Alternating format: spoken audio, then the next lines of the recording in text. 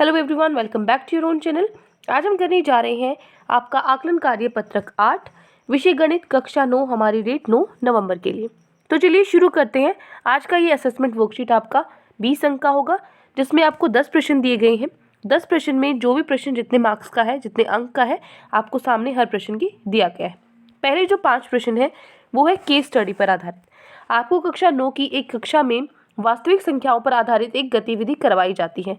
तो इस गतिविधि के अंतर्गत प्रत्येक विद्यार्थी को एक कार्ड उठाना है। प्रत्येक कार्ड पर एक प्रश्न लिखा हुआ है। पहले 5 विद्यार्थी द्वारा उठाए गए कार्डों पर लिखे हुए प्रश्न नीचे दिए गए हैं।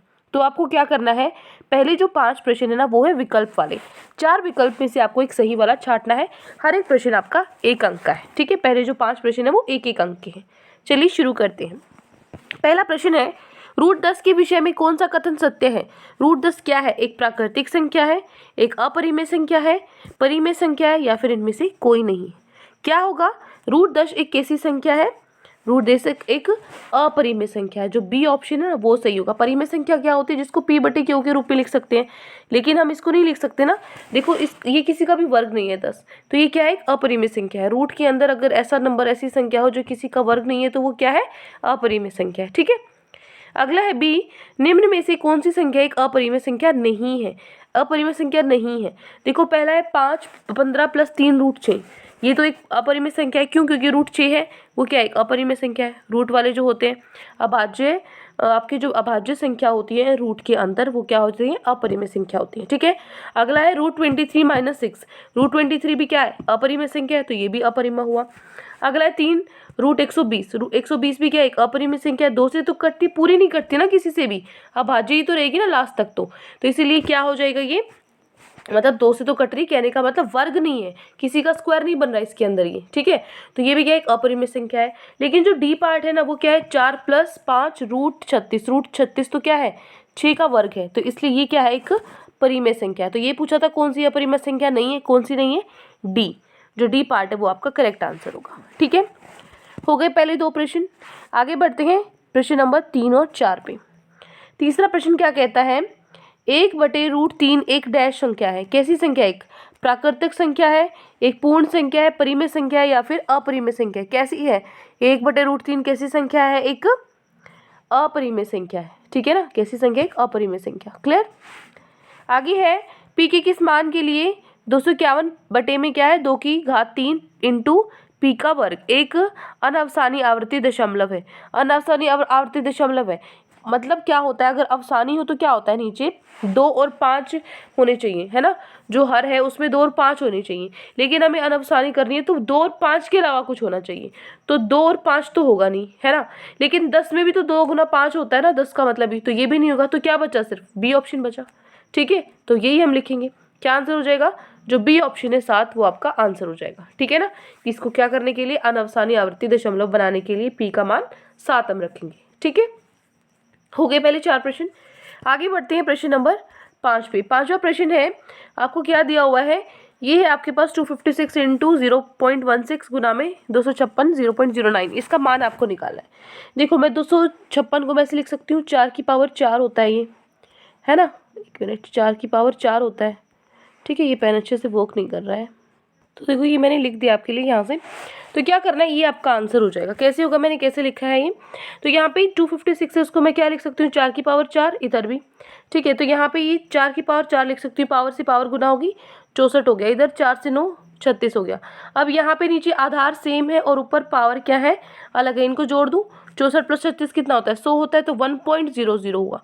तो 0.00 कोई मतलब नहीं होता। 4 की पावर 1 क्या होता है? 4 ही होता है। ठीक है, हो जाएगा यहाँ से। तो 4 क्या आंसर आ जाएगा हमारे पास? यहाँ पे आया 4 उत्तर, ए पार्ट। और इस तरीके से ये सॉल्यूशन है इसका, ये एज इट इज आप नोट कर सकते हो। ठीक है, हो गया पहले 5 प्रश्न जो 1-1 मार्क के थे। अब जो 3 अंक के प्रश्न है उन पे हम चलते हैं। ठीक है, यहाँ पे देखो प्रश्न नंबर 6 क्या कहता है, यदि 2 बिंदुओं P और Q के निर्देशांक आपको दे रखे हैं, ये P के निर्देशांक है, ये Q के निर्देशांक है, तो आपको P का भुज माइनस में क्या करना है? Q का भुज। इसका मान आपको ज्ञात करना है। कैसे करेंगे? बहुत ही ईजी है। देखो यहाँ पे आपको P दे रखे हैं, P के निर्देशांक दे रखे हैं, Q के निर्देशांक दे रखे हैं। तो P का भुज क्या है? X जो होता है ना वो होता है P का भुज क्या है? 2 है। Q का भुज क्या है? -6 है। ठीक है, इनको बीच में माइनस इनके था ही ऑलरेडी, तो माइनस माइनस क्या हो जाएगा, प्लस हो गया। 2 + 6 कितना हो गया, 8 हो गया। ठीक है, तो ये हो गया आपका प्रश्न नंबर 6। हमें क्या करना था, बस इनको माइनस करके इसका वैल्यू निकालनी थी, जो हमने निकाल दी 8 है। ठीक है, आगे बढ़ते हैं प्रश्न नंबर 7 पे। प्रश्न 7 क्या है, देखो दी गई आकृति में आपको ABC है जो है, ये त्रिभुज है, इसके अंदर जो भुजा BC है उसको D तक बढ़ा दिया गया है। उसके बाद जो A कोण है वो 3y दे रखा है, B है x, C है क्या 5y और ACD क्या है 7y। तो हमें क्या करना है, x का मान ज्ञात करना है। ठीक है, देखो कैसे निकालेंगे प्रश्न 7। ठीक है, यहाँ से ये आपके पास फिगर है, तो इसके अंदर सबसे पहले मैं देखूं, ये आपकी सीधी रेखा है। ठीक है, इसके अंदर ये क्या है आपका रेखिक युग्म बनेगा, तो 5y + 7y 180 के बराबर होगा, ये रेखिक युग्म होगा। तो 7 + 5 कितना होगा, 12y। 12y 180 के बराबर है, तो y क्या हो जाएगा, 180/12 15 हो जाएगा। ठीक है ना, y हमारे पास निकल गया। y क्यों निकाला है, क्योंकि मैं जब यहाँ पे ये तीनों इनको क्या करूँगी, जोड़ूंगी। त्रिभुज के जो तीनों कोणों का योग है वो कितना होता है, 180 डिग्री होता है। ठीक है, तो मैंने यहाँ पे लिख दिया x + 3y + 5 = 180 डिग्री। तो यहाँ पे 3y + 5y कितना है, 8y। ठीक है, y कितना होगा 15, अभी अभी निकाला हमने, 8 × 15 120। सो क्या हो जाएगा, 120 को उधर ले जाएंगे माइनस में, 180 - 120 कितना हो जाएगा 60। ठीक है, तो ये हमें निकालना था। ये हो गया आपका प्रश्न नंबर 7। क्लियर है। नेक्स्ट है, आगे बढ़ते हैं प्रश्न नंबर 8 पर। प्रश्न 8 क्या है, देखो दी गई आकृति में 4x का मान ज्ञात आपको करना है। ठीक है, ये 4x है ना, जो इसका मान आपको निकालना है। कैसे निकालेंगे, देखो यहाँ पे ये भी क्या है, रेखिक युग्म बनेगा। इन तीनों का जोड़ कितना हो जाएगा, 180 डिग्री तो आएगा, है ना। देखो सो यहाँ से देखो क्या होगा, ये आपका फिगर था 3x + 4x + 3x, इन तीनों को जोड़ने के बाद क्या आएगा 180। क्यों, रेखिक युग्म। तो 3 + 3 6, 6 + 4 10, 10x 80 के बराबर आ जाएगा। x का मान क्या आ जाएगा, 180/10 18 आ जाएगा। निकालना क्या है, लेकिन हमें x नहीं निकालना, हमें 4x निकालना है। ये निकालना है 4x। 4x किसकी इक्वल हो जाएगा, 4 × 18 कितना हो जाएगा 72। ठीक है ना, ये हो जाएगा आपका क्वेश्चन नंबर 8। क्लियर है। चलिए आगे बढ़ते क्वेश्चन नंबर 9 पर। यहाँ पे देखो निम्नलिखित बिंदुओं को आलेखित करें और उन्हें क्रम में मिलाने से प्राप्त आकृति का नाम लिखें। ठीक है, तो यहाँ पे PQRS ये पॉइंट आपको बिंदु बनाने हैं उस पे ग्राफ पे, और उसके बाद आपको उनकी उनको मिलाने के, चारों बिंदु को मिलाने पर जो आकृति बनती है वो आपको बतानी कौन सी बनेगी। ठीक है, सो यहाँ से देखो ये क्या हो जाएगा आपका x अक्ष, ये हो जाएगा आपका y अक्ष। ठीक है, तो यहाँ से पहला पॉइंट क्या था, P क्या हो जाएगा -3,2, ये हमने बना लिया है। फिर हमें बनाना था -7 और 3, वो है यहाँ पे। फिर R बनाना था 6, -3, S बनाना था यहाँ पे 2,2। तो जब हम इन चारों पॉइंट को आपस में मिला रहे हैं तो उसने बोला है कि आकृति बताओ क्या बनेगी। क्या बनेगी, जो भी बन रहा है आयत है, वर्ग है, समानांतर चतुर्भुज है, लेकिन यहाँ क्या बन रहा है, समलंब बन रहा है। ठीक है ना, तो ये हमें बताना था बस। ठीक है, इतना सही था प्रश्न नंबर 9 हो जाएगा। ठीक है, चलिए आगे चलते हैं प्रश्न नंबर 10 पे। ये कौन सा क्वेश्चन है, 9 है ये, इस पे लिख लेना उत्तर 9। ठीक है, चलिए प्रश्न नंबर 10 है जो आखिरी प्रश्न।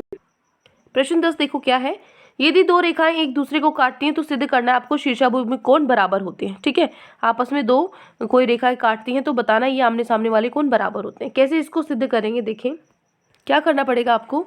दिया क्या है, AB और CD क्या है, प्रतिच्छेद करते हैं O पर। ठीक है, ये यहाँ पे D है और इधर C है। अगर आपको नहीं दिखाई दे रहा है तो यहाँ पे लिख लेना। ठीक है, D है। सिद्ध क्या करना है, जो AOC है और DOB है। ठीक है, ये सॉरी B है, यहाँ पे DOB है, ये दोनों ये बराबर है। और क्या सिद्ध करना है, इनको मैं कर देती हूँ, ये B है, ये D है, ऊपर दिख रहा है वो तो AOD। ठीक है, ये वाले और ये वाले इनको सिद्ध करना है।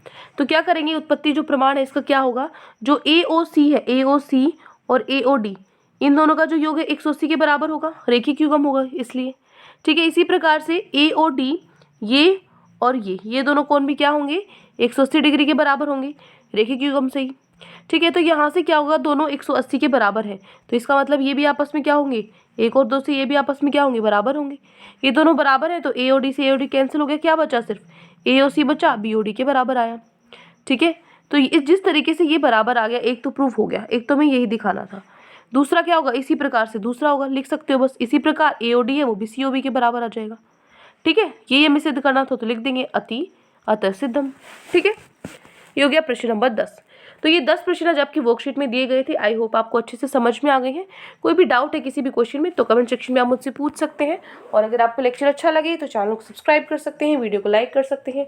आज के लिए इतना ही, मिलते हैं नेक्स्ट वीडियो में। Till then take care, bye bye.